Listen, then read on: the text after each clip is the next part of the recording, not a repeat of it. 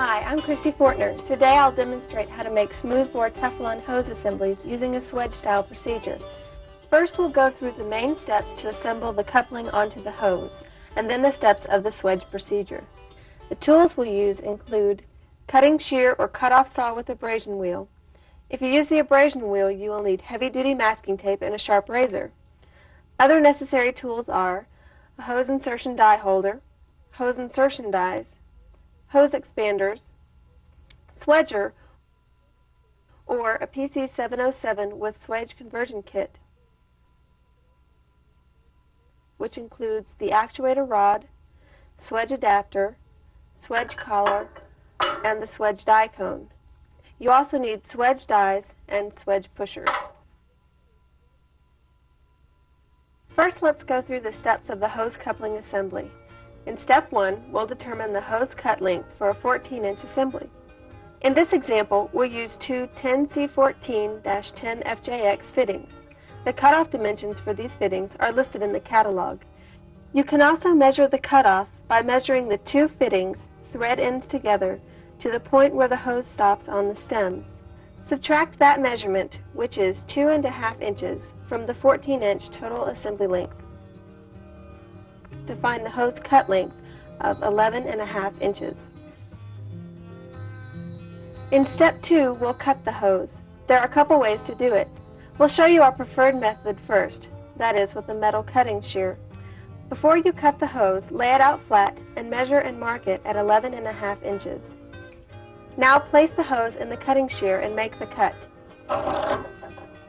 Be sure that the cut is square and clean. Another way to cut the hose is with an abrasive wheel on a cutoff saw. Wrap heavy-duty masking tape around the hose at the cutting point, at least twice.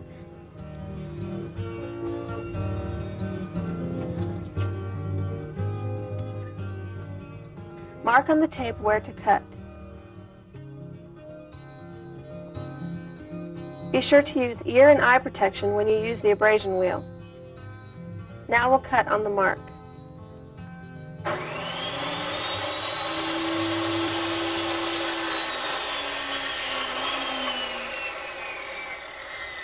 After you cut, deburr the inside of the hose with a sharp razor. To further minimize fraying and flaring of the wire, hold the hose at a 45-degree angle to the wheel and grind down the outside hose edge. Slowly rotate the hose one full revolution. Then carefully remove the tape. Step 3. Place the ferrule into the hose insertion die holder with the tapered end of the ferrule down. Step 4. Select the appropriate size hose insertion dies and place them over the ferrule in the holder with the internal taper toward the ferrule.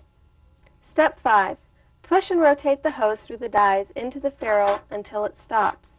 Remove the hose with the ferrule attached.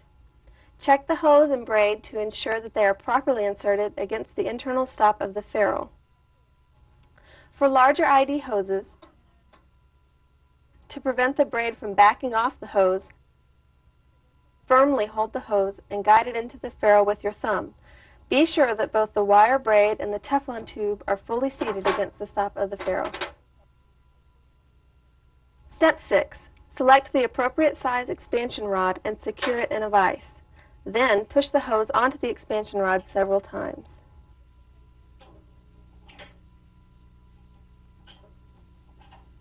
Step 7. Place the stem and nut, if used, onto the expansion rod and insert the stem into the hose. Make sure that the stem rests tightly against the back of the stem shoulder with no gaps. Now repeat the steps for the other hose end. Place the ferrule into the holder with the tapered end of the ferrule down. Place the dies over the ferrule and insert the hose.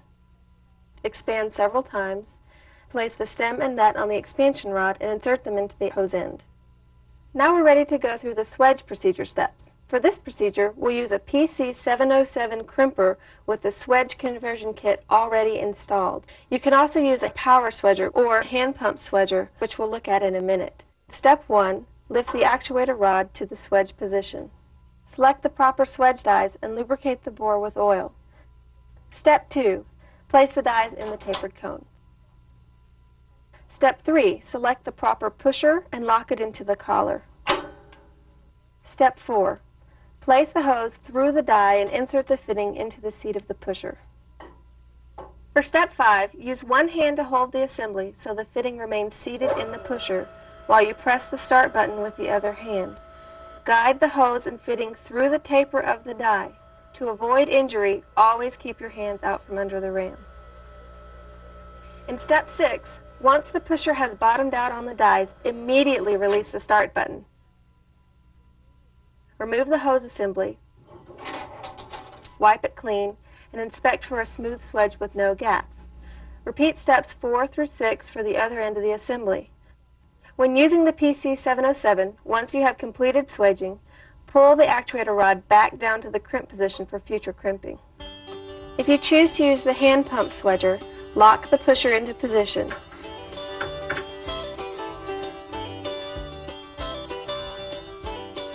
Lubricate the bore and then place the dies in the die holder.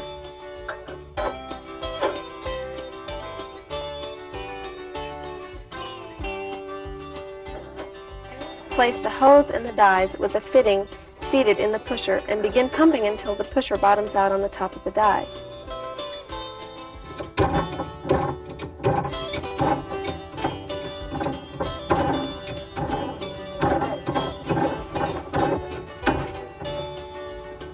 Then, remove the handle and release the pressure.